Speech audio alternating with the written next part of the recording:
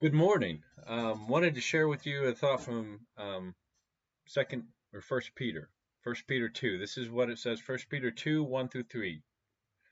So put away all malice and all deceit and hypocrisy and envy and all slander. Like newborn infants, long for pure spiritual milk, that by it you may grow up into salvation, if indeed you have tasted that the Lord is good. There's a couple things here. The idea that, you know, there are things that we just need to stop. I guess I sometimes see things happen, and I see things, people react certain ways, and sometimes just want to look at them and take them by their shoulders and just give them a good shake and say, "Stop it!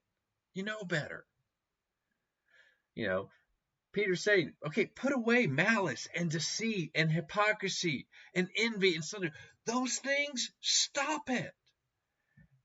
But he doesn't just go there, because sometimes we can just tell people, okay, you need to stop it, and we don't give any options to how to move forward.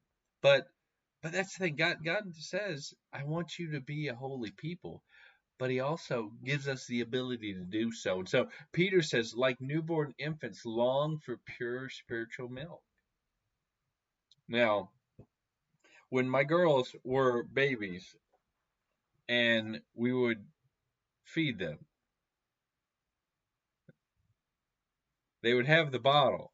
And if ever that bottle, and I remember both of them, sometimes they would just be so hungry and they would be drinking, and then the bottle nipple would fall out of their mouth and they weren't able to get it back, and latch back onto it really quickly. They would get really upset because they longed for that milk. They were hungry and they wanted that, and they knew that that's what they needed. Even as babies, they got that. I think that's a good metaphor. The idea that we should long for spiritual nourishment that comes from God. We should long for spiritual milk. And just like our daughters, they grew up because they were nourished. We too are nourished spiritually as we come to God for nourishment, as we look at the scriptures, as we spend time in prayer, talking to God, listening to God, as we then live out our faith. All those things help us grow. So today, I encourage you guys to first of all think about, okay, what are the things in my life I just need to stop. I just need to say stop it, that God is calling me to that. Peter gives a couple right there. Let's pay attention to those. But also, what are any others? And then say, okay, am I nourishing myself?